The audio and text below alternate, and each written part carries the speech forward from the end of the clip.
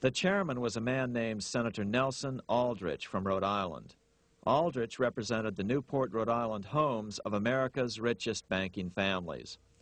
His daughter married John D. Rockefeller, Jr., and together they had 5 sons: John, Nelson, who would become vice president in 1974, Lawrence, Winthrop, and David, the head of the Council on Foreign Relations and former chairman of Chase Manhattan Bank. As soon as the National Monetary Commission was set up, Senator Aldrich immediately embarked on a 2-year tour of Europe, where he consulted at length with the private central bankers in England, France, and Germany. The total cost of his trip alone to the taxpayers was $300,000, an astronomical sum in those days. Shortly after his return, on the evening of November 22, 1910, some of the wealthiest and most powerful men in America boarded Senator Aldrich's private rail car and in the strictest secrecy journeyed to this place, Jekyll Island, off the coast of Georgia. With the group came Paul Warburg. Warburg had been given a $500,000 per year salary to lobby for the passage of a privately owned central bank in America by the investment firm Kuhn, Loeb and Company. Warburg's partner in this firm was a man named Jacob Schiff, the grandson of the man who shared the Greenshield house with the Rothschild family in Frankfurt.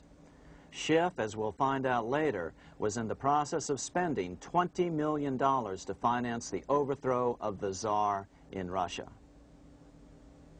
These 3 European banking families, the Rothschilds, the Warburgs, and the Schiffs, were interconnected by marriage down through the years, just as their American banking counterparts, the Morgans, Rockefellers, and Aldriches were. Secrecy was so tight that all 7 primary participants were cautioned to use only first names to prevent servants from learning their identities. Years later, one participant, Frank Vanderlip, president of National City Bank of New York and a representative of the Rockefeller family, confirmed the Jekyll Island trip in a February 9, 1935 edition of the Saturday Evening Post. I was as secretive, indeed as furtive as any conspirator. Discovery, we knew, simply must not happen, or else all our time and effort would be wasted. If it were to be exposed that our particular group had got together and written a banking bill, that bill would have no chance whatever of passage by Congress. The participants came here to figure out how to solve their major problem, how to bring back a privately owned central bank. But there were other problems that needed to be addressed as well. First of all, the market share of the big national banks was shrinking fast. In the first 10 years of the century, the number of U.S. banks had more than doubled to over 20,000.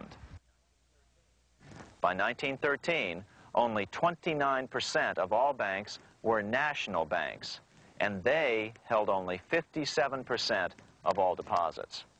As Senator Aldrich later admitted in a magazine article,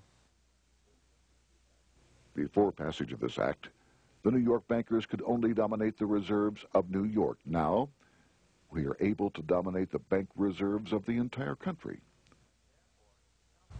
Therefore, something had to be done to bring these new banks under their control. As John D. Rockefeller put it, quote, "Competition is sin," close quote.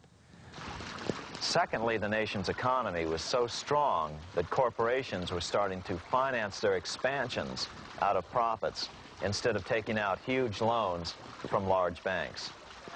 In the first 10 years of the new century, 70% of corporate funding came from profits. In other words, American industry was becoming independent of the money changers, and that trend had to be stopped. All the participants knew that these problems could be hammered out into a workable solution, but perhaps their biggest problem was a public relations problem, the name of the new bank. That discussion took place right here in this room, one of the many conference rooms in this sprawling hotel, today known as the Jekyll Island Club Hotel. Aldrich believed that the word bank should not even appear in the name. Warburg wanted to call the legislation the National Reserve Bill or the Federal Reserve Bill. The idea here was to give the impression that the purpose of the new central bank was to stop bank runs, but also to conceal its monopoly character. However, it was Aldrich, the egotistical politician, who insisted it be called the Aldrich Bill.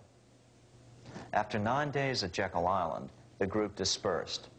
The new central bank would be very similar to the old Bank of the United States. It would be given a monopoly over U.S. currency and create that money out of nothing. How does the Fed create money out of nothing? It's a four-step process. But first, a word on bonds. Bonds are simply promises to pay, or government IOUs. People buy bonds to get a secure rate of interest. At the end of the term of the bond, the government repays the bond plus interest, and the bond is destroyed. There are about $3.6 trillion worth of these loans or bonds at present. Now, here's the Fed money-making process. Step 1. The Federal Open Market Committee approves the purchase of U.S. bonds on the open market. Step 2. The bonds are purchased by the Fed from whoever is offering them for sale on the open market. Step 3. The Fed pays for the bonds with electronic credits to the seller's bank, which in turn credits the seller's bank account. The trick is that these credits are based on nothing. The Fed just creates them. Step 4. The banks use these deposits as reserves. They can loan out over 10 times the amount of their reserves to new borrowers, all at interest. In this way, a Fed purchase of, say, $1 million worth of bonds gets turned into over $10 million in bank accounts. The Fed, in effect, creates 10% of this totally new money, and the banks create the other 90%. To reduce the amount of money in the economy, the process is just reversed. The Fed sells bonds to the public, and the money flows out of the purchaser's local bank. Loans must be reduced by 10 times the amount of the sale. So, a Fed sale of $1 million in bonds results in $10 million less money in the economy. So how does this benefit the bankers whose representatives huddled at Jekyll Island? First, it totally misdirected banking reform efforts from proper solutions. Second, it prevented a proper debt-free system of government finance, like Lincoln's greenbacks, from making a comeback. The bond-based system of government finance forced on Lincoln after he created greenbacks was now cast in stone. Third, it delegated to the bankers the right to create 90% of our money supply based on only fractional reserves, which they then loan out at interest. Fourth, it centralized overall control of our nation's money supply in the hands of a few men. Fifth, it established a central bank with a high degree of independence from effective political control. Soon after its creation, the Fed's great contraction in the early 1930s would cause the Great Depression. This independence has been enhanced since then through additional laws.